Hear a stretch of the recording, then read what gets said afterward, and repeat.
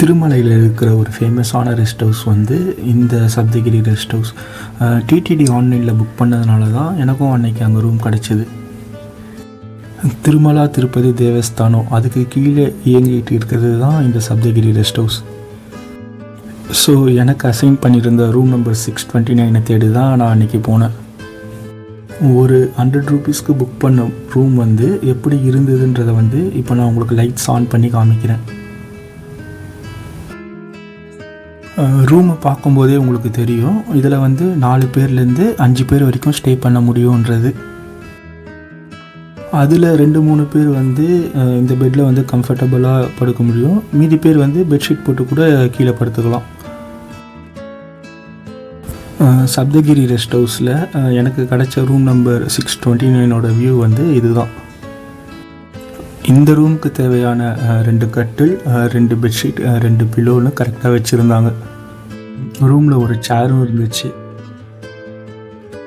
இது தவிர நம்ம ஒரு கோயிலுக்கு போனாலோ இல்லை நம்ம வெளியில் எங்கன்னா போய் ஸ்டே பண்ணாலோ நம்ம எதிர்பார்க்குற விஷயம் வந்து பாத்ரூம். ஸோ நான் ஸ்டே பண்ண இந்த 629 ரூமில் வந்து 2 பாத்ரூமும் தனித்தனியாகவே இருந்துச்சு.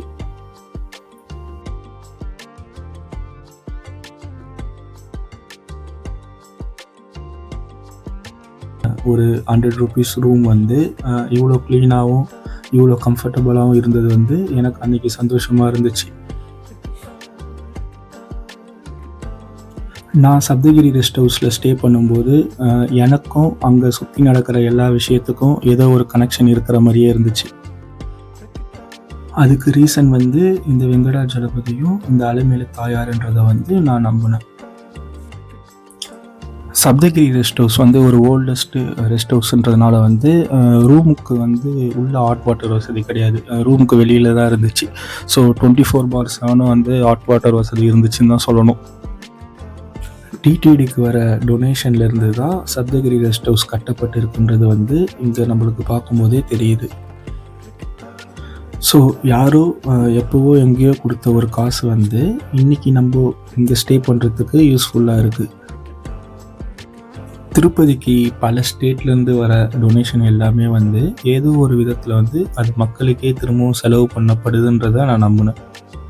இந்த டொனேஷனை யூஸ் பண்ணி சப்தகிரி ரெஸ்ட் ஹவுஸ் எப்படி கட்டப்பட்டு இருக்குன்றதை நான் உங்களுக்கு இப்போ காட்டுறேன். ஃபஸ்ட்டு நம்ம கீழே போயிட்டு இந்த கார்டனை பார்த்துட்டு இதே கார்டனை வந்து திரும்பவும் நான் மேலே வந்து எப்படி இருக்குன்றதை உங்களுக்கு காட்டுறேன். நான் வீடியோ எடுக்கிறதுனால ஸ்டெப்ஸில் போனேன். நீங்கள் லிஃப்ட் வேணும்னாலும் இங்கே யூஸ் பண்ணிக்கலாம். ஸோ இப்போ உங்களுக்கு இந்த வியூவை பார்க்கும்போது தெரியும்னு நினைக்கிறேன் சப்தகிரி ரெஸ்ட் ஹவுஸ் வந்து எவ்வளோ ஒரு ஒர்த்தான ரெஸ்ட் ஹவுஸ்ன்றது. இப்படி எல்லாம் அமைஞ்சிருக்கிறதுனால தான் திருப்பதி வரவங்கக்கிட்ட சப்தகிரி ரெஸ்ட் ஹவுஸ் வந்து ரொம்ப ஃபேமஸானதாக இருக்குது. ரூமுக்கு உள்ளேயும் ரூமுக்கு வெளியிலையும் எப்படி இருக்குன்றதை நான் உங்களுக்கு காமிச்சிட்டேன். இப்போ டோட்டலாக ரெஸ்ட் ஹவுஸை விட்டு வெளியில் போயிட்டு ஸோ அங்கேருந்து எப்படி இருக்குன்றதையும் நான் காட்டுறேன். நான் சப்தகிரி ரெஸ்ட் ஹவுஸை செக் அவுட் பண்ணிவிட்டு இப்போ வெளியில் வந்துட்டேன். ஸோ இங்கேருந்து இது எந்த லொக்கேஷனில் அமைஞ்சிருக்குன்றதை நான் இப்போ உங்களுக்கு காட்டுறேன். ஸோ என்ட்ரன்ஸ்லேருந்து அப்படியே வெளியில் போகும்போது ஃபுல்லாக ரெஸ்டாரண்ட்ஸாகவே இருந்தது. ஸோ இங்கே வேணுனாலும் நீங்கள் ஃபுட்டு ட்ரை பண்ணி பார்க்கலாம். டேஸ்ட் வந்து எல்லா இடத்துலையும் ஒரே மாதிரி இருக்குன்னு சொல்ல முடியாது. அது வந்து நம்ம சாப்பிட்ற ரெஸ்டாரண்ட்டை பொறுத்து. நான் வந்து அந்த திருப்பதி அன்னப்பிரசாத ஹாலில் தான் சாப்பிட்டேன். இந்த கடைங்கிலேருந்து அப்படியே நம்ம நேராக போனோன்னா ரவுண்டானா மாதிரி இருக்கும். ஸோ இந்த ரவுண்டானத்துக்கு பக்கத்தில் தான் சப்தகிரி ரெஸ்ட் ஹவுஸ் அமைஞ்சிருக்கு. ரிங் ரோடு அப்படின்னும் சொல்லப்படுது.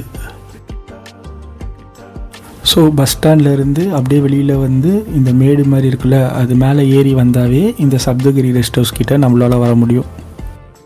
இந்த ரவுண்டானம் கரெக்டாக எங்கே அமைஞ்சிருக்குன்னா இதுக்கு பின்னாடி வந்து அப்படியே சிஆர்ஓ ஆஃபீஸ் இருக்குது. ஸோ சிஆர்ஓ ஆஃபீஸ் எங்கன்னு கேட்டாலே இந்த ரவுண்டானத்துக்கிட்ட நம்மளால் வர முடியும்.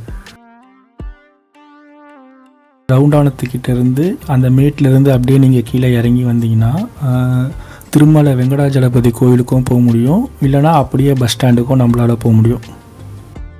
இங்கேயே ஷாப்பிங் ஹாலும் இருக்குது. ஸோ நீங்கள் இங்கே ஷாப்பிங் பண்ணுறதுனாலும் பண்ணலாம், இல்லை கோயிலுக்கு போகிறதுனாலும் போகலாம், இல்லை இது பக்கத்துலேயே லக்கேஜ் சென்டர் இருக்கும். ஸோ நீங்கள் அங்கே லக்கேஜ் போடுறதுனாலும் போட்டுக்கலாம்.